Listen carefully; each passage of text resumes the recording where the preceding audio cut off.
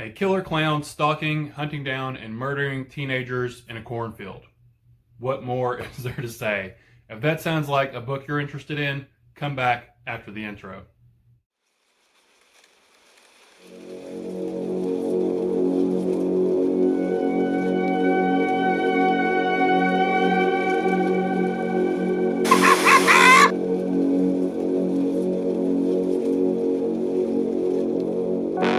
What's up, everybody? My name is Brad, and today I'm back with another book review for you guys. If you happen to be new to the channel, I read a lot of indie and small press horror, a little bit of fantasy, a little bit of sci-fi. If that sounds like something you're interested in, please consider hitting the subscribe button down below. Check out some of the other videos on the channel, and maybe you'll come across something that you enjoy. But for today's book review, this is a book that has had a lot of excitement, a lot of anticipation, a lot of buzz surrounding it in the horror community, and that is Clown in a Cornfield by Cesare. This is his newest release. It just came out yesterday on August 25th, but for me, this is my first experience reading any of Adam's work. I have had a ton of people recommend his prior books to me. I've heard great things about his works, and as far as I know, this is his first book that has been published with a big name publisher. This is from Harper Teen. I believe everything prior to this was indie published. So congrats to Adam for getting a book published by one of the big publishers. That's super cool. Also did want to mention the cover art real quick. I remember way back when the cover art was first revealed, I knew this is a book that I wanted to read just solely based off the cover art, and the title is really cool as well, Clown in a Cornfield. This might be one of my favorite covers so far in 2020. I just really dig the black and red aesthetic of the cover. I did mention Harper Teen a minute ago, so I do want to get one thing out of the way right up front. This is being promoted as a YA horror novel. It is published by Harper Teen, but that in no way does this mean that this book has been dumbed down for a teenage audience and that it's PG-13 rated. There is plenty of blood and guts and gore and language that will appease any adult horror fan. All YA means is that the characters we're following, they're young adults, they're teenagers. There is plenty of teenage angst and high school drama, but like I said, in no way has it been dumbed down to cater to a teenage audience. There's still plenty here to love if you are an adult horror fan. Like I said, plenty of blood, guts, gore, language, and all that fun stuff that you would normally find in a slasher film or any other adult horror novel. So with all that out of the way, let's dive right into the meat of the story here. We're following a character named Quinn Maybrook. She's the new kid in town. Her and her dad have recently moved from the big city of Philadelphia to this small podunk town in Kettle Springs. Kettle Springs, it's sort of a culture shock for her coming from Philadelphia to Kettle Springs. It's basically like this little small island that's surrounded by this vast sea of corn. But they have moved here, her and her dad have moved here to sort of get a fresh start after the untimely death of Quinn's mom. They've come here to get a fresh start and sort of start life over again. On Quinn's first day of school, she sort of somehow gets tangled in with the popular kid, Cole Hill, and his sort of merry band of troublemakers, and they get all put in detention together. Cole Hill, he seems to garner a lot of attention from his peers and the adults, whether he wants that attention or not. And there's some odd vibe going on in Kettle Springs. There's some unspoken tension between the teenage crowd and the older generation, and Cole, he seems to garner a lot of the ire from the older generation for some reason. So Clown in a Cornfield, it starts out as a bit of a slow burn with Adam introducing us to the town itself and getting to know the cast of characters, sort of this core group of teenagers that surrounds Cole Hill that Quinn has found herself mixed up with. We learned that the Bay Pen corn syrup factory has sort of closed down, and that has dried up a lot of the income and jobs that was keeping Kettle Springs afloat. Bay Pen has become so ingrained in Kettle Springs prosperity that their logo, Friendo the Clown, has sort of become the unofficial mascot of the town. He's painted as a mural on buildings. People have pictures of him in shop windows. People dress up as Friendo the Clown for festivals and whatnot. So really, the loss of the Bay Pen corn syrup factory has dealt a great blow to the town of Kettle Springs. So that's all sort of the slow build up and whatnot.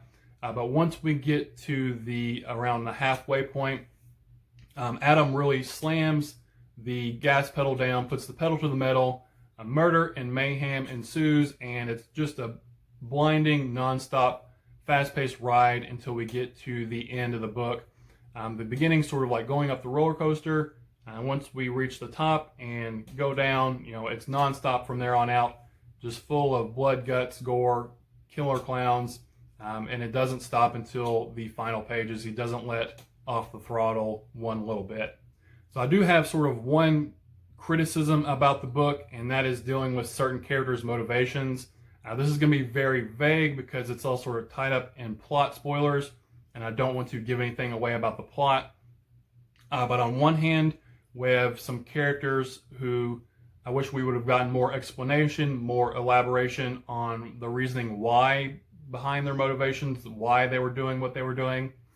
On the flip side of that, we had characters that I knew what their motivations were and why they were doing what they were doing, but I couldn't quite bring myself to believe that they would actually follow through and go to such extremes to support sort of their motivations. It was sort of, there was an unbelievability to it for me a little bit.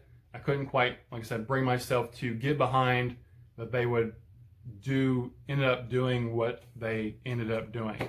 I know that's super vague and probably doesn't make any sense, but read the book for yourself and you might see what I'm talking about and whether you disagree or not. But yeah, sort of had a few issues with some character motivations along the way that at one point or other did sort of pull me out of the narrative a little bit. But on the surface, Clown in a Cornfield, it is a slasher about teens getting hunted down, stalked, and killed in a cornfield by a killer clown. But beneath the surface, if you pull back the husk, you'll see some sweet kernels of social commentary that Adam has weaved throughout the story. He touches upon hate, social media, the generation gap, and the power of traditions, just to name a few. And I really like the subtlety in which he added those to the story. He sort of weaved those in there very subtly. He's not beating you over the head with this social commentary.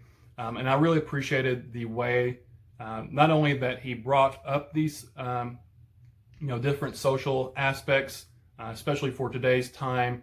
A lot of that is going on, but that it was subtly weaved throughout the story. You might catch it, you might not, but he didn't just beat us over the head with it.